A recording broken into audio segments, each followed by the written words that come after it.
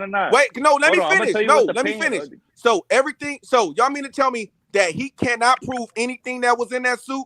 I didn't Nah, say he could that. prove We Okay, don't know. We okay, don't know. okay. Y'all No. didn't You're say trying to that. lawyer this, dude. Wait. Can I finish? So You No, are that's with the what him, biggest you don't with know. him Crawford You don't fan saying, know. here, You don't dude. know Stop acting either. with like him being able, with him being able to prove what is in his suit when it's going to a jury trial.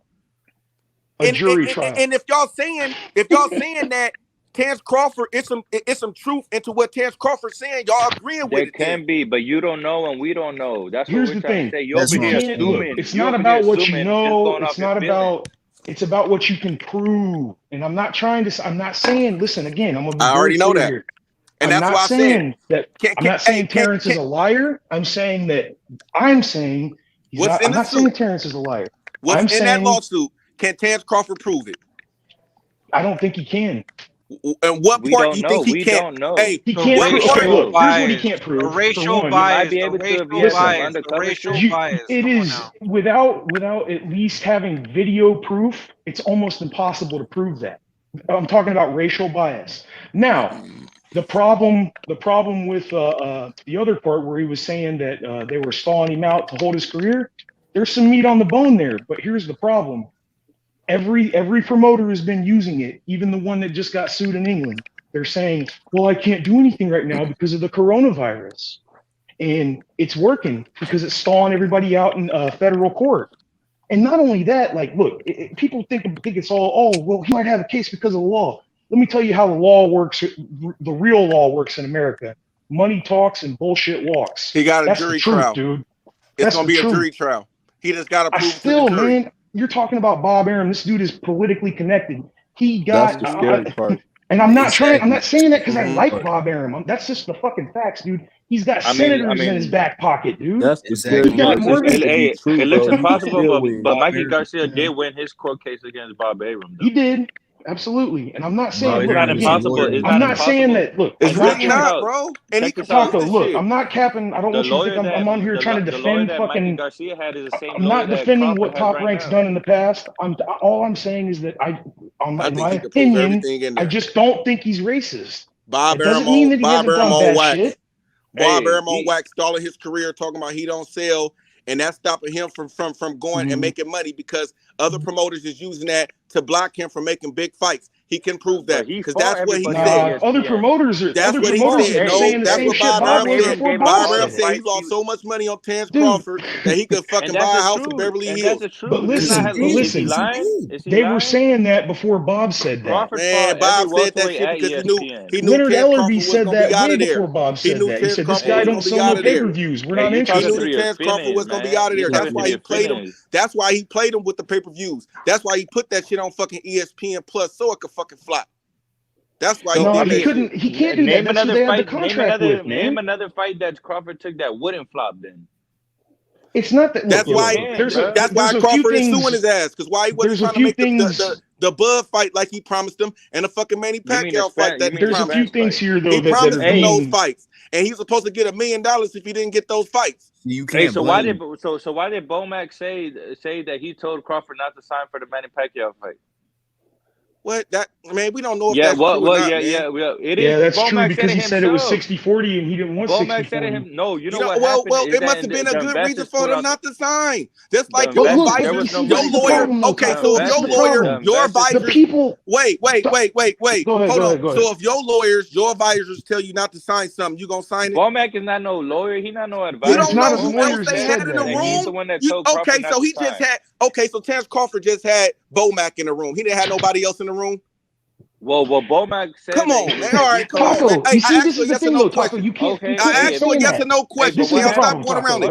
No, that ain't a yes or no. You said Bomac said no, because you said Bomac said. You have no proof. No. Let me finish my fucking question, bro. No proof, dude. Let me finish my question. You niggas said Bomac said. It's not a yes or no. So wait, no. Let me finish. Then you could go. Look. So y'all saying because Bomac said it. So you saying he didn't have nobody else in the room looking at the contract to tell them to not take it. So it was just. So Bomac just looked at it and said no. No. Okay then. So the reason why Bomac said that because it was a fucking reason. Somebody must have told him not to do it, right? Yeah, because the investors pulled out. The investors for that Hold fight. on. There was Let no me say money this real quick for that fight. Okay, real quick. Here's the problem, Taco. You're saying that you didn't know if there was somebody in the room with him. The problem is that you're telling us we don't know. You don't know either.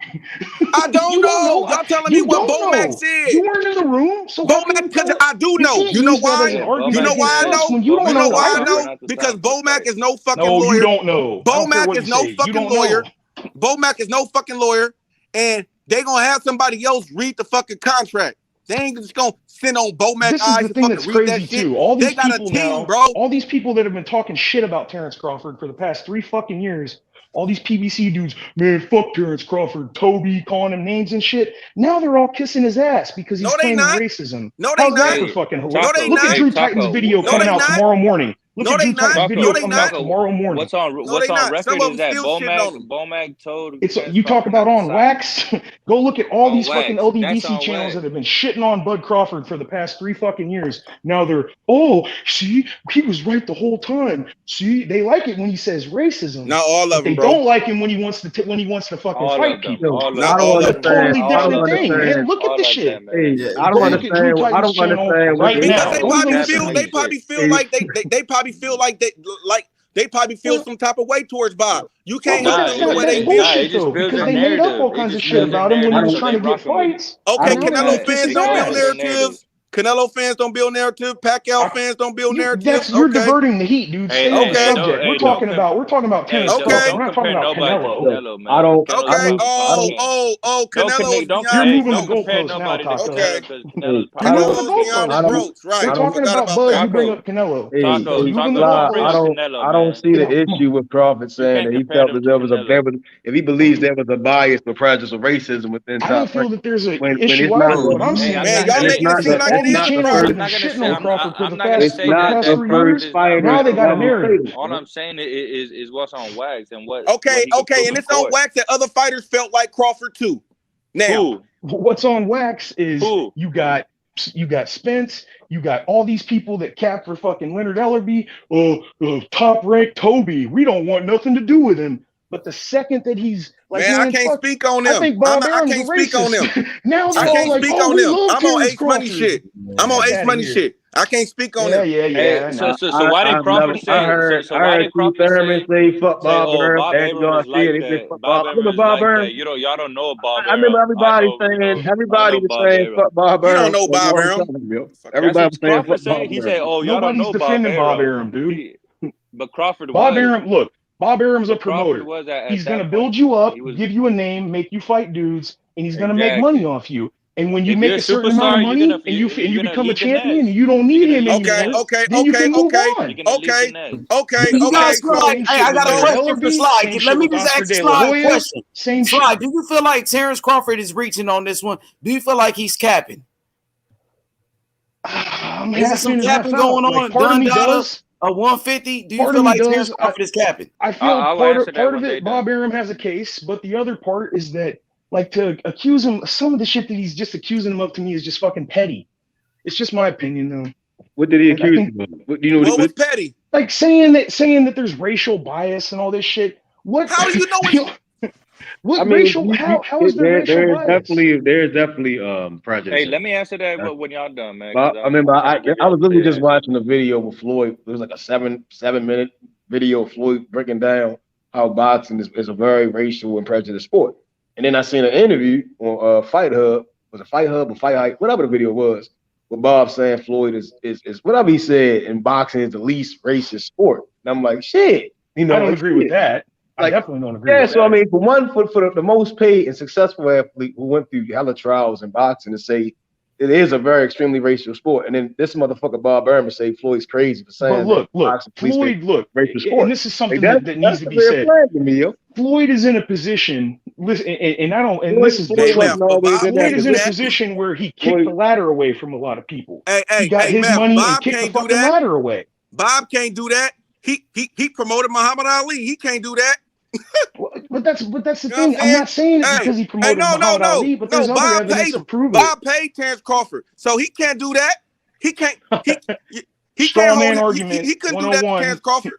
He did this, so he couldn't do that. I'm not saying that. Hey, I'm don't only compare saying Ali that to he's Crawford, not racist. That's my opinion. Nowhere near the I don't think he's racist. I don't understand what you said. Ali was a household name. Ali is a household name. I honestly he don't promotes understand. himself. I honestly don't understand. Nobody promotes himself in boxing. Ali did.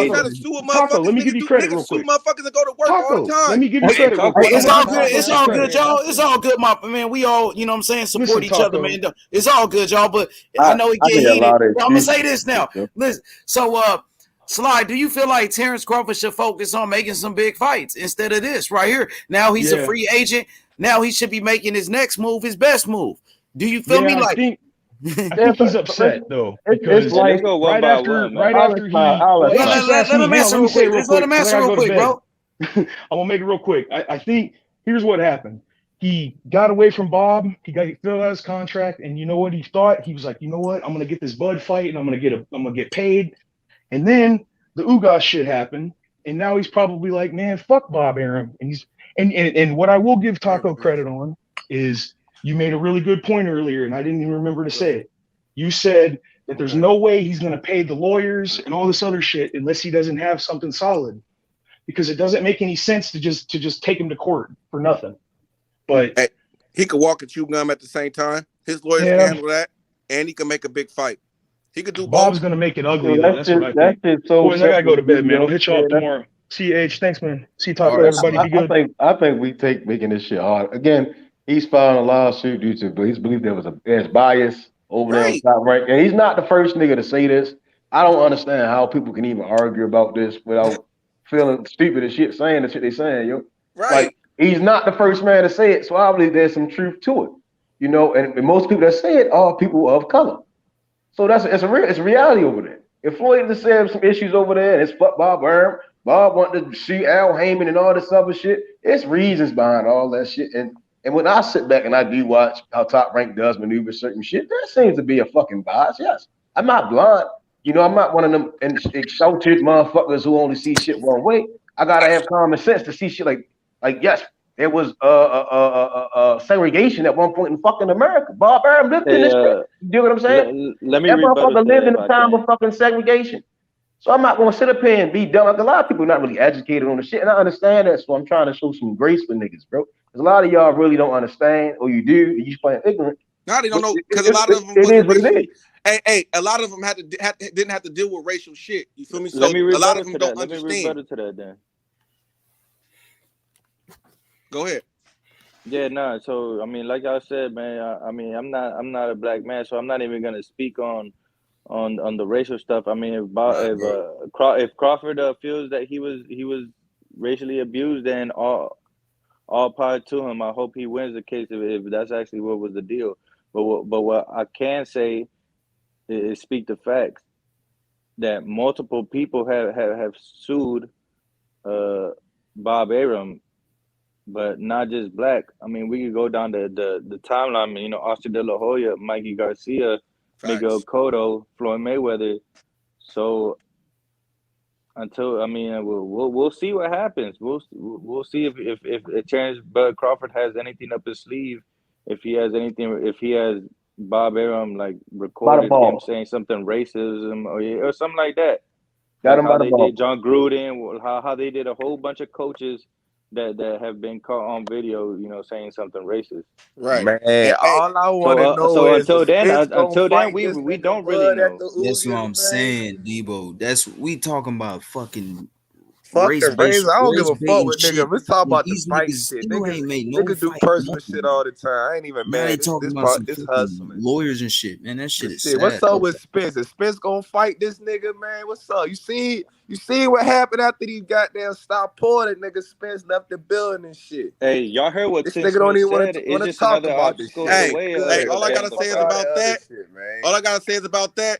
They, instead of going into making a fight with a free agent, and they paid a nigga step aside money. Think Buzz exactly. They paid a nigga step aside money, bro. Instead of saying, you know what, we gonna take some of this step aside money and pay Crawford because he ain't with Bob no more. They gonna say, you know what, we gonna take this step aside money and pay this nigga, and then pay them on top. Instead of just saying, fuck it, we gonna fight Bud.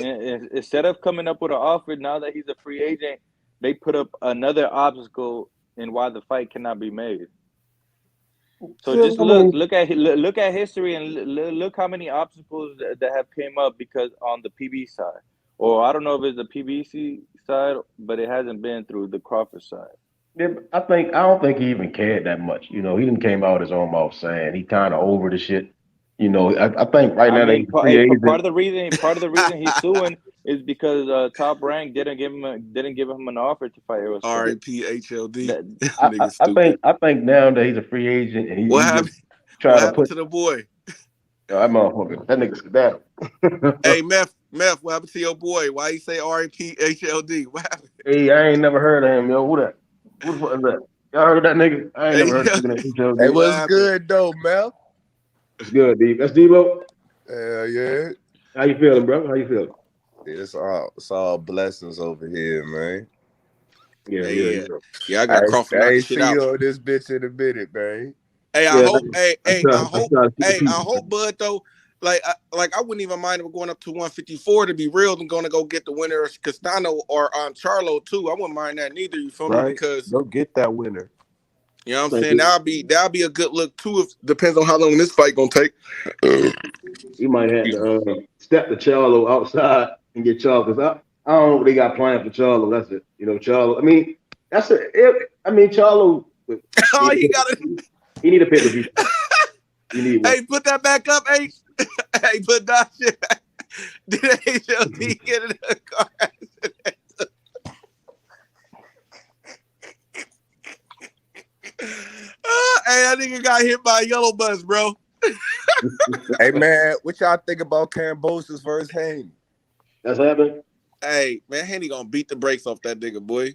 You think so? You think he gonna dog walk that nigga, bro? Bro, man, look, this ain't none of that.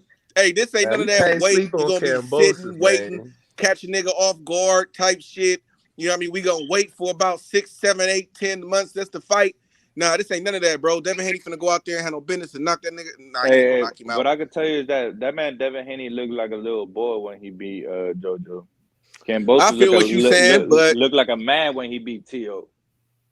So I feel what you saying, but I still got Devin winning, man.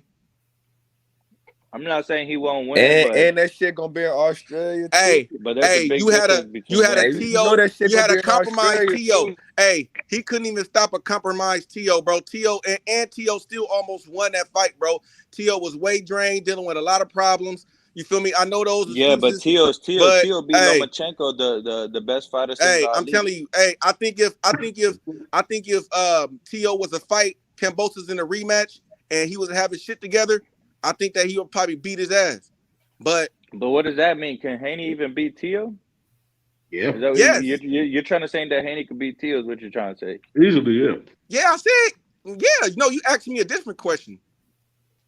Nah, but you're saying that, you know. I don't know. I'm saying that T.O. So what you're trying to say is that I'm saying that a T.O. I'm saying a T.O. that have a natural fight camp, going into it with no issues, no dramas, will fucking beat the shit out of Kambosos. That's what I'm saying. Yeah, but then you said Haney could beat Kambosos.